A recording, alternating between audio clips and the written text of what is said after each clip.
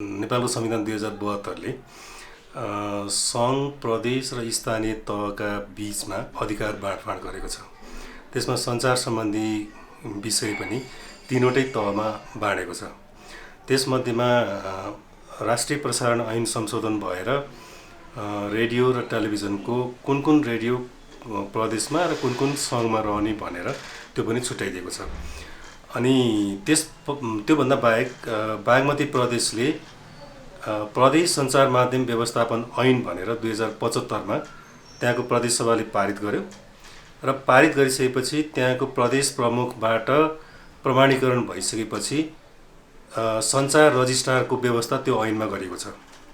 अनि त्यस पछाडि जब 2075 को चैत 27 गतेको प्रदेश मन्त्री परिषदको बैठकले मलाई प्रदेशको सञ्चार रजिस्ट्रारको रूपमा नियुक्त गरिसकेपछि यो कार्यालय स्थापना भएको, अर्थात् सञ्चार रजिस्ट्रारको कार्यालय बागमती प्रदेशमा स्थापना भयो। त्यस पछाडि त्यो प्रदेश सञ्चार माध्यम व्यवस्थापन ऐन अन्तर्गत रहेर नियमावली बनाउने र त्यो नियमावली अन्तर्गत रहेर काम गर्ने, ऐन र नियमावली भइसकेपछि हामीले काम गर्नु पर्थ्यो र त्यसमा हामीसँग जनशक्तिको आवश्यकता हुन्थ्यो। खास गरी प्राविधिक जनशक्ति हामीसँग प्रदेशसँग थिएन। त्यसपछि हामीले इन्जिनियर नियुक्त गरिसके पछाडि हामी रेडियो र टेलिभिजनमा काम गर्न सक्ने अवस्थामा भयौँ। सङ्घीय सरकारले राष्ट्रिय प्रसारण ऐनमा भएको संशोधित व्यवस्था अनुसार 250, 500 र 1000 वाटको रेडियो र केबल टेलिभिजनको फाइलहरू चाहिँ हाम्रो प्रदेशलाई हस्तान्तरण गरिसकेपछि हामीले त्यसमा काम गर्न थाल्यौँ। दोस्रो चाहिँ हामीसँगैबाट इजाजत लिने क्रम पनि सुरु भयो। अहिलेसम्म हामीसँग करिब 1 दर्जन टेलिभिजनले चाहिँ हामीसँगबाट इजाजत लिइसक्नु भएको छ केबल टेलिभिजनको। यो वर्ष मात्रै 9 वटा, अघिल्लो वर्ष 4 वटा गरेर चाहिँ 12-13 वटा टेलिभिजनले चाहिँ इजाजत लिइसक्नु भएको छ। र त्यसै गरी रेडियोहरूको सङ्ख्या करिब 90 वटा छ, तर 81 वटा रेडियो चाहिँ अप टु डेट अवस्थामा हामीले पुर्याएका छौँ। उहाँहरू अप टु डेट अवस्थामा छ। त्यसै गरी 450 जति पत्रकारहरूले चाहिँ हाम्रो कार्यालयबाट पत्रकार परिचय पत्र लिनुभएको छ। र हामीसँग चाहिँ गत वर्ष कोभिडको कारणले गर्दा 945 जना बागमती प्रदेशमा क्रियाशील पत्रकारहरूले चाहिँ कोरोना बिमा गरिएको थियो। त्यसमध्ये करिब 50 जना पत्रकारहरूले भुक्तानी लिइसक्नु भएको छ। र अघिल्लो वर्ष कोरोनाकै पिरियडमा हामीले चाहिँ के गर्यौँ भने सुरुमा मास्क, सेनिटाइजर, ग्लोभ्स र प्रेस ज्याकेट वितरण गऱ्यौँ 13 वटै जिल्लामा, जसले गर्दाखेरि प्रदेश सरकार चाहिँ पत्रकारहरूको साथमा छ भन्ने कुराको अनुभूति दिलाउन सक्ने गरी हामीले काम गऱ्यौँ। यद्यपि त्यो पर्याप्त थिएन र त्यसले कोरोना छेक्दैन थियो, त्यो कुरा हामीलाई थाहा थियो। तैपनि हामीले पत्रकारहरूको सहयोगको लागि त्यो गऱ्यौँ। र गत वर्ष पनि हामीले बागमती प्रदेशमा रहेका र यहाँ नियमनमा रहेका, नवीकरण भएका, दर्ता भएका रेडियो टेलिभिजनहरूलाई थोरै भए पनि सपोर्ट गर्न, सहयोग गर्न सुरु गरेका थियौँ। यो वर्ष त हामीले कार्यविधि बनाएर नै अब रेडियो टेलिभिजनलाई हामीले जनचेतनामूलक सूचना सामग्री दिन्छौँ, उहाँहरूले प्रसारण गर्नुहुन्छ। त्यस बापत हामीले उहाँहरूलाई केही सहयोग गर्छौँ, केही पैसाहरू सपोर्ट हुन्छ। र हामीले अहिलेसम्म बागमती प्रदेशमा 80 जना पत्रकारहरूलाई हामीले मोबाइल पत्रकारिताको तालिम दिएका छौँ। उहाँहरू मोबाइल चलाएर पत्रकारिताको अभ्यास गर्न सक्ने अवस्थामा हुनुहुन्छ। र 40 जना अनलाइन पत्रकारहरूको लागि चाहिँ हामीले अनलाइन पत्रकारिताको तालिम चलाएका छौँ। त्यसो गरेर 120 जना पत्रकारहरूलाई त्यसरी तालिम दिएका छौँ। गत वर्ष हामीले 20 जना पत्रकारहरूलाई चाहिँ फेलोसिप दिएर स्टोरीहरू लेख्न लगाएका थियौँ। यो वर्ष हामीले 45 जनालाई चाहिँ 2टा शीर्षकमा 30 जनालाई विषयगत पत्रकारिता लेखन वृत्ति दिएका छौँ र उहाँहरूले लेखिरहनु भएको छ अहिले त्यो। र 15 जनालाई चाहिँ स्थानीय भाषा प्रवर्धन गर्ने हिसाबले उहाँहरूलाई पनि लेखन वृत्ति दिएका छौँ। उहाँहरूले पनि त्यो लेखिरहनु भएको छ। यसरी हामी सबै सेक्टरमा, खास गरी मिडियाको विषयमा, पत्रकारहरूको विषयमा केन्द्रित रहेर हामी काम गरिरहेछौँ। र मैले काम सुरु गरेको ठ्याक्कै 2 वर्ष पुरा भएको छ, भनेको मेरो कार्यकालको आधा अवधि पुरा भएको छ। यो अवधिमा कम्तीमा हामी हेटौँडा र काठमाडौँबाट सेवा प्रवाह गरिरहेका छौँ। काठमाडौँमा हामीले 2076 सालको साउनको 16 गते यहाँ चाहिँ हामीले कार्यालय स्थापना गरेका हौँ। र यसमा हामीले त्यति बेलादेखि नै हामीले पत्रकारहरूलाई परिचय पत्र प्राप्त गर्ने सफ्टवेयर निर्माण गरेर पत्रकारहरूको विवरणहरू चाहिँ रेकर्ड रहन सक्ने गरी विस्तृत विवरण रहन सक्ने सफ्टवेयर बनाएका छौँ, जुन सफ्टवेयरबाट बनेको कार्ड तपाईँहरूको साथमा छ र बागमती प्रदेशमा क्रियाशील धेरै सिनियर पत्रकारहरूसँग पनि यो कार्डहरू छ। अहिले भनेको 450 जति कार्डहरू वितरण भइसकेको छ र आगामी दिनहरूमा यस्ता कुराहरूलाई अझै विस्तारित गर्नुपर्ने, परिष्कृत गर्नुपर्ने, अझै राम्रो गर्नुपर्ने कामहरू बाँकी छ। यो चाहिँ 2064 सालमा पत्रकार तारानाथ दाहालले सर्वोच्च अदालतमा एउटा रिट निवेदन दायर गर्नुभएको थियो। त्यो रिटमा के भनेको थियो भने पत्रकार र सञ्चार माध्यमलाई नियमन गर्नको लागि पत्रकारलाई नै फुल टाइम प्रेस रजिस्ट्रारको रूपमा नियुक्त गरिपाउँ भनेर उहाँले सर्वोच्चमा रिट दिनुभएको थियो। त्यो रिटको आधारमा सर्वोच्च अदालतले नेपाल सरकारका नाममा त्यति बेला फुल टाइम प्रेस रजिस्ट्रार नियुक्त गर्नु भनेर आदेश दिएको थियो। तर त्यो कुरा चाहिँ नेपालका सञ्चार सम्बन्धी कानुनहरू, खास गरी श्रमजीवी पत्रकार ऐन लगायतका कानुनहरूमा चाहिँ प्रेस रजिस्ट्रारको व्यवस्था गरिएको छ। त्यहाँ प्रेस रजिस्ट्रारले यो काम गर्ने, त्यो काम गर्ने भनेर भनिएको छ। तर नेपाल सरकारले के गर्यो भने सूचना विभागको महानिर्देशकलाई प्रेस रजिस्ट्रारको पनि काम गर्ने भनेर तोकिदियो, तर फुल टाइम प्रेस रजिस्ट्रार कहिले पनि नियुक्त गरेन। र तर बागमती प्रदेशमा यो प्रदेश सञ्चार माध्यम व्यवस्थापन ऐन बनाउँदाखेरि त्यसमा चाहिँ फुल टाइम एउटा पत्रकारलाई फुल टाइम प्रेस रजिस्ट्रारको रूपमा नियुक्त गर्ने व्यवस्था त्यहाँ गरिएको रहेछ। त्यही व्यवस्था अनुसार म यो ठाउँमा पुगेको हो। तपाईँहरू जस्तै म पनि पत्रकारिता फिल्डमा रिपोर्टिङ गरिरहेको व्यक्ति यो ठाउँमा आइपुगेको। त्यसो गर्दाखेरि के भयो भने पत्रकार र मिडियाको समस्याको बारेमा म आफै जानकार थिएँ। त्यसले गर्दाखेरि यहाँ के काम गरिदियो भनेदेखि चाहिँ पत्रकार र मिडियालाई सहज हुन्छ भन्ने हिसाबले चाहिँ मैले आफूले सुरुमा गृह कार्य गरेँ। सोही अनुसार अहिले हामीले जे काम गरिरहेछौँ त्यो पत्रकार र सञ्चार माध्यमको लागि सहजीकरणको लागि काम गरिरहेछौँ, जुन कुरा उहाँहरूले अनुभूति गर्न सक्नुहुन्छ। किनभने यहाँ आउने सेवाग्राहीले सहज रूपमा सेवा प्राप्त गर्नुभएको छ। तर जति पहिला उहाँहरूले जुन खालको अप्ठ्यारो महसुस गर्नु पर्थ्यो त्यो खालको अप्ठ्यारो यहाँ महसुस हुँदैन र कुनै पनि पत्रकार र कुनै पनि सञ्चार माध्यमले सिधै रजिस्ट्रारलाई सम्पर्क गर्न सक्ने अवस्था सिर्जना भएको छ। त्यसले पनि उहाँहरूलाई चाहिँ अपनत्व फिल भएको महसुस हुन्छ।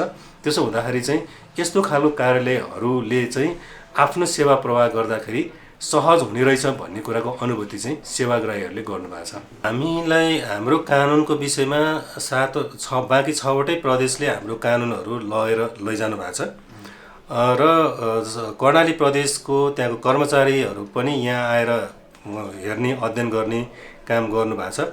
तर उहाँहरूले चाहिँ हामीलाई नै उहाँहरूकै प्रदेशमा बोलाएर चाहिँ छलफल गर्नुभएको चाहिँ छैन र कतिपय सवालमा चाहिँ खास गरी सचिवज्यूहरू, मन्त्रीज्यूहरूको बैठकहरूमा पनि भर्चुअल बैठक हुँदाखेरि पनि मैले आफूले नै उहाँहरूलाई भनेको छु कि तपाईहरू सहयोग चाहनुहुन्छ र हामीले गर्न सक्ने सहयोग र तपाईहरूलाई कानुनी आधार तयार गरिदिने कुरा र अरू प्र्याक्टिस कसरी गर्ने भन्ने कुरा चाहिँ सिकाउने कुरा यदि चाहनुहुन्छ भने हामी तपाईँकै ठाउँमा आएर सिकाइदिन्छौँ भनेर हामीले भनेका छौँ।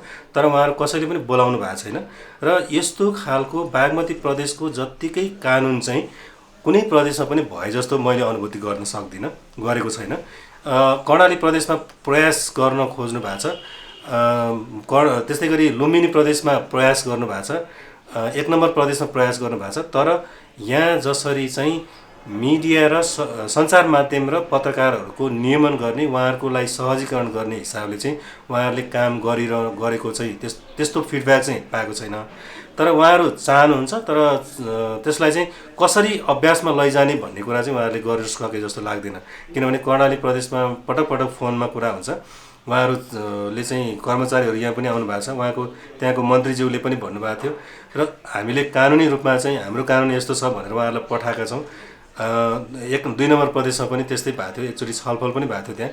तर उहाँहरूले बोलाएर हामीलाई नै बोलाएर छलफलकै गर्न चाहेको चाहिँ त्यो चाहिँ अहिलेसम्म गर्नुभएको छैन। तर उहाँहरू चाहनु भएको छ, तर गर्न सकिरहनु भएको जस्तो चाहिँ देखिँदैन।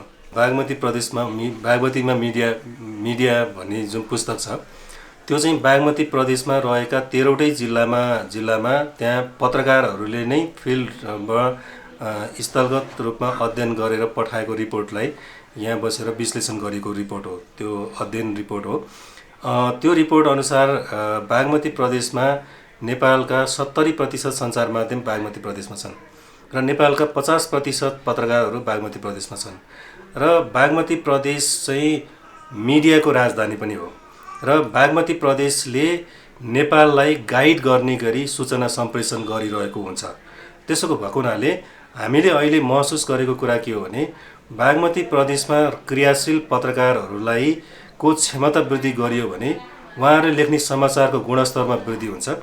त्यो समाचारमा गुणस्तर वृद्धि हुँदाखेरि समाजलाई नै सचेत गराउने कुरामा समाजले चाहिँ सत्य तथ्य जानकारीहरू प्राप्त गर्न सक्ने अवस्था हुन्छ, जसले समाजलाई चाहिँ एउटा समाजको ऐनाको रूपमा काम गर्न सक्ने अवस्था सिर्जना गर्छ। त्यसो हुँदाखेरि चाहिँ बागमती प्रदेशको सञ्चार माध्यमहरूमा चाहिँ अहिले खास गरी कोभिड पछाडि चाहिँ कस्तो भएको छ भने सूचनाका उपभोक्ताहरू चाहिँ एकदमै धेरै बढेका छन् र तर सूचना सम्प्रेषण गर्ने पत्रकार र सञ्चार माध्यमहरूको अवस्था चाहिँ खुम्चिएको छ। त्यसो हुँदाखेरि सूचनालाई त्यस्तो अवस्थामा चाहिँ हामीले कुनै न कुनै रूपमा सञ्चार माध्यमहरू र पत्रकारहरूलाई कुनै न कुनै रूपमा सरकारले पनि सपोर्ट गरिदिनु पर्ने अवस्था चाहिँ महसुस हुन्छ। त्यही भएको हुनाले हामीले अहिले गर्न खोजेको के भने पत्रकारहरूको क्षमता वृद्धि गराउने कुरामा हामीले अलिकति बढी फोकस गरेर तालिमहरू सञ्चालन गरिरहेका छौँ। त्यो तालिमहरूले पनि उहाँहरूलाई केही न केही सपोर्ट गरेको हुन्छ र अर्को चाहिँ त्यसले चाहिँ गुणस्तरीय समाचार उत्पादन गर्नमा मद्दत पुर्याउँछ। अर्को हामीले चाहिँ बागमती प्रदेशका 13वटै जिल्लामा एउटा किट ब्याग दिएको छ, आपतकालीन झोला भनेर दिएका छौँ। एउटा जिल्लामा 2टा झोला छ त्यस्तो। त्यो झोलामा ल्यापटप छ, ट्राइपोड छ, तपाईँको चाहिँ इयरफोन छ, माइक्रोफोन छ, टर्च लाइट छ, भनेको पत्रकारलाई चाहिने आधारभूत कुराहरू चाहिँ त्यो ब्यागमा राखेर हामीले दिएका छौँ। अनि त्यो ब्याग चाहिँ के होस् भने विपदग्रस्त क्षेत्रमा रिपोर्टिङ गर्न चाहने पत्रकारले चाहिँ त्यो ब्याग लिएर गयो भने उसले चाहिँ त्यहाँबाट रिपोर्टिङ गर्न सक्छ भन्ने हिसाबले हामीले त्यो ब्यागहरू हस्तान्तरण गरेका छौँ र जुन ब्यागहरूले गर्दा पत्रकारहरूलाई सहज होस् भन्ने त्यो गरेका छौँ एउटा।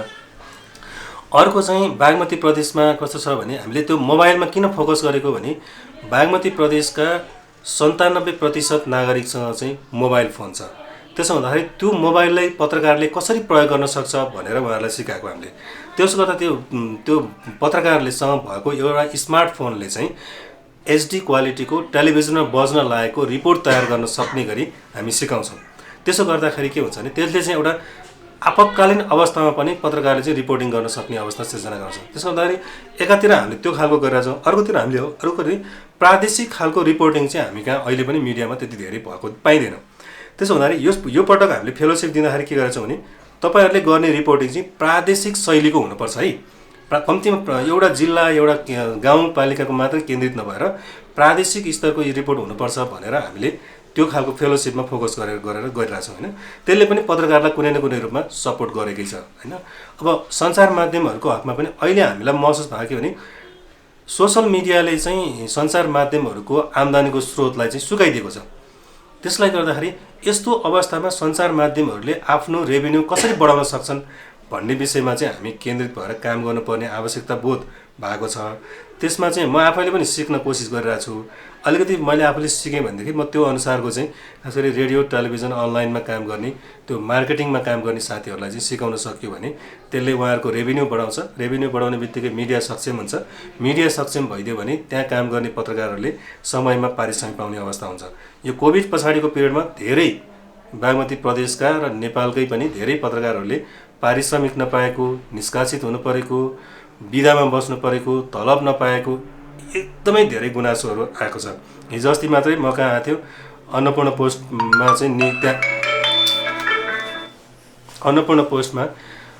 पोस्टमा काम गर्ने पत्रकारहरूले सामूहिक रूपमा राजीनामा दिएको कुरा चाहिँ आएको छ होइन। त्यस्तै केस अन्य मिडियाको पनि त्यसरी आइरहेको छ। त्यसो हुँदाखेरि चाहिँ हामीले कुनै न कुनै रूपमा चाहिँ पत्रकार र मिडियाहरूलाई सपोर्ट गर्नुपर्ने आवश्यकता बोध भएको छ। हामीले अहिले एउटा के भने हामीले गर्न चाहेको तर हुन नसकेको एउटा विषय छ। खास गरी हाम्रो कानुनमा पनि छ, पत्रकार कल्याण कोष सञ्चालन गर्नको लागि हामीसँग कानुनी व्यवस्था छ, तर त्यो पत्रकार कल्याण कोष सञ्चालन गर्न सकिरहेको छैनौँ हामीले।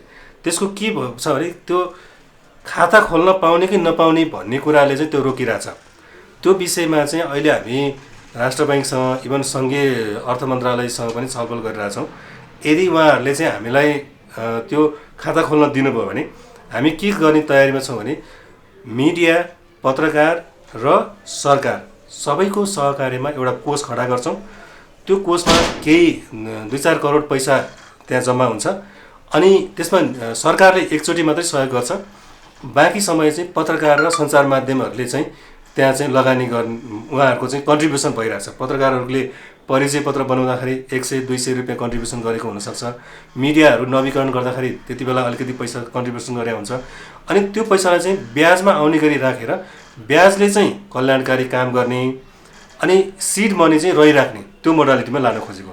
त्यसो गर्दाखेरि के हुन्थ्यो भने दुर्घटनामा कुनै पत्रकार दुर्घटना पर्यो, उपचार नपाएर मर्नुपर्ने अवस्था सिर्जना हुने छैन, उसले उपचार पाउन सक्छ हैन। अर्को ज्येष्ठ पत्रकारहरूलाई चाहिँ हामीले पेन्सनको व्यवस्था गर्ने भनेका छौँ। कानुनमा छ तर त्यो हामीले कार्यान्वयनमा लैजान सकेका छैनौँ, त्यो कुरा छ। त्यसैले हामीले सुत्केरी पत्रकारहरूलाई चाहिँ सपोर्ट गर्न सक्ने खालको योजना बनाएको थियौँ। त्यसमा चाहिँ खास गरी नेपाली मिडियामा काम गर्ने पत्रकारहरू, महिला पत्रकारहरू खास गरी एउटा चरण उहाँहरू एक्टिभली काम गर्नुहुन्छ। जब सुत्केरी भइसकेपछिको अवस्थामा उहाँहरू चाहिँ प्यासिभ हुने अवस्था हुन्छ। उहाँहरूलाई चाहिँ कसरी एक्टिभ राख्ने, उहाँहरूलाई फेलोसिप दिएर हुन्छ कि कसरी काम गर्न सक्ने बनाउने भने त्यो दिशामा चाहिँ हामीले काम गर्न चाहेका थियौँ। अर्को चाहिँ जिन्दगीभर उसले पत्रकारिता बाहेक अरू गरेको छैन तर ऊ दीर्घरोगी भइदियो भनेदेखि उसलाई चाहिँ सपोर्ट गर्न सक्ने हामीसँग कुनै पनि योजना छैन। कम्तीमा त्यो कोष भइदियो भने हामीले उहाँहरूलाई चाहिँ सपोर्ट गर्न सक्ने हुन सक्थ्यो हैन। यी कुराहरूमा चाहिँ हामीले गर्न खोजिरहेछौँ तर त्यसमा चाहिँ हामीलाई खाता खोल्न नपाएको कारणले गर्दाखेरि हामीले त्यो कार्यक्रम चाहिँ सञ्चालन गर्न सकेका छैनौँ। यस्तो छ अवस्था। खाता खोल्ने कुरामा चाहिँ भने के समस्या हो? त्यहाँ चाहिँ प्रदेशले चाहिँ प्रदेशलाई यसरी चाहिँ ब्याज आउने गरी खाता खोल्न दिने अधिकार छैन भनेर भन्नुहुन्छ। प्रदेशको खास गरी प्रदेश लेखा नियन्त्रण कार्यालयबाट त्यस्तो कुरा भनिन्छ।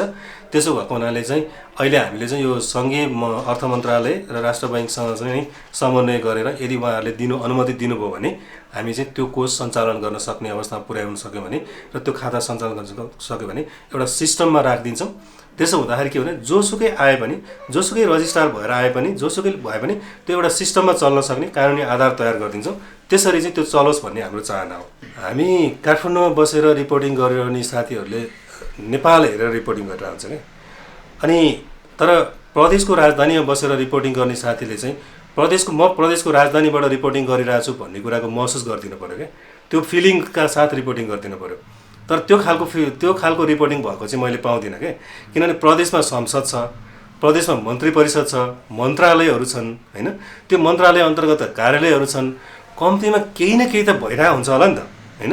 मन्त्री परिषदले निर्णय गर्छ होला, त्यो निर्णय कति कार्यान्वयन हुन्छ होला, प्रदेश सभामा के कस्ता विषयमा कानुन बनेका छन्, ती कानुनले नागरिकलाई कति अधिकार दिएको छ, यी यस्ता विषयहरूमा त मिडियामा जुन खालको रिपोर्टिङ भएर आउनु पर्थ्यो त्यो खालको रिपोर्टिङ त पाइँदैन नि त।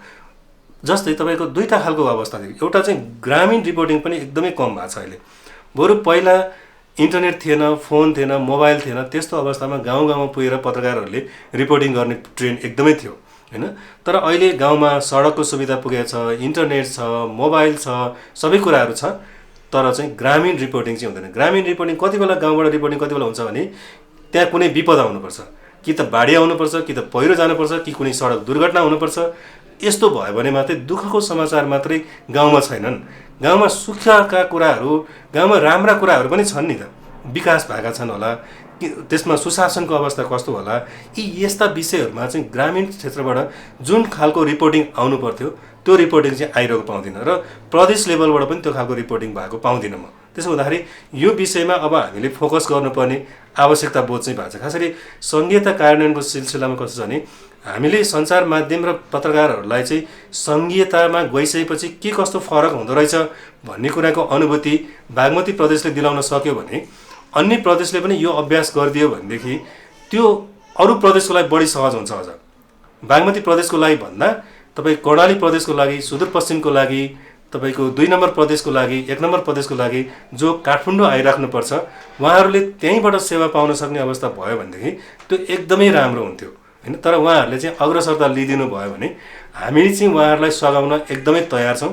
हामीसँग प्राविधिक म्यान पावर छ, हामीसँग प्रशासनिक म्यान पावर छ। हामी आफै त्यसमा चाहिँ 12 देखि 18 घन्टा खटेर काम गरेर यो खालको अभ्यास गरिरहेछौँ हैन।